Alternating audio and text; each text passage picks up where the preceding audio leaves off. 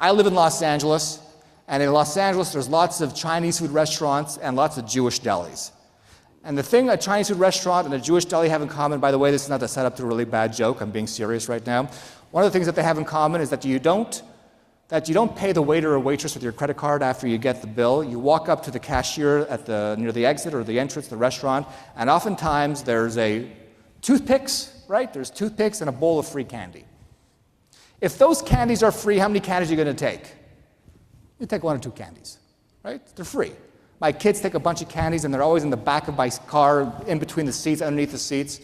My father would take a handful, may he rest in peace, he would take a handful of candies, and he'd put them in his pocket for the next month.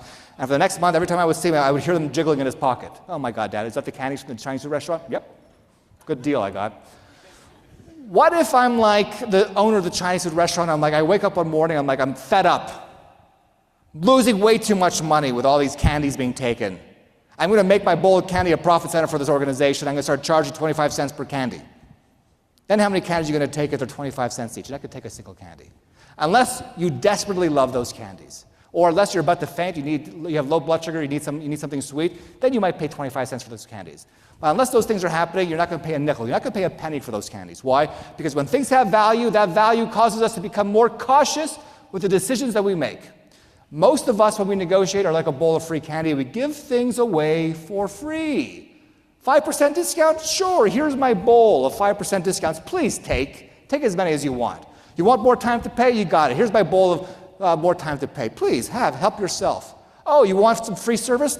Here, I got a bowl of free service for you. Take as many as you want. You want to go visit your mother, my mother-in-law, for the holidays in Tampa for 10 days? Really? Oh, yeah, here's my bowl of mother-in-law. Please take. In all these situations, those were free concessions because not once did I ask you for anything in return. You want to go visit your mother, my mother-in-law in Tampa for 10 days? You got to allow me to go golfing with my buddies in Arizona this spring. Different situation. You get what you want, time with mom, but you're going to have to pay for it. I get time with my friends. We call this trading. You never want to give anything away for free in a negotiation without asking for something in return. We call it the if-you rule, or I call it the if-you rule, just for training purposes, because you never want to make a concession without attaching those 2 lovely words, if and you, to the concession. I'll do this if you do that. We accomplish 3 things. We accomplish 3 things when we use this. First off, we maximize the profitability, the deal value of every single transaction. And it's easy. It's low-hanging fruit. Hey, gauging a negotiation takes some skill. Anchoring takes some skill. This is easy. All you got to do is ask for something in return. Rule of thumb is that these things are either they're low cost to your client, high value to you. Testimonial, a case study, a referral. Worst case scenario, ask up for an IOU. This is what I do. If I don't have anything to ask for, I just say, hey, you owe me one. You can always call in that favor down the line, but always get something back. Again, low-hanging fruit. You start doing that every single time you make a concession, boom. Guidewire is going to be very, very happy. Number 2, you start teaching people how to treat you.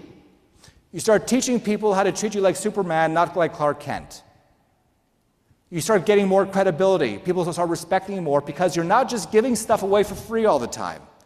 People know that when they negotiate with you, that they're going to have to pay for the things that they really want. So they're only going to ask you for things that they really want and need because they know with you, they're going to pay for it. And number 3, it satisfies. The if-you rule satisfies. You're not saying no, you're not saying yes, you're saying maybe. You're putting up a little obstacle, a little bit of resistance. It allows your buyers to go fishing.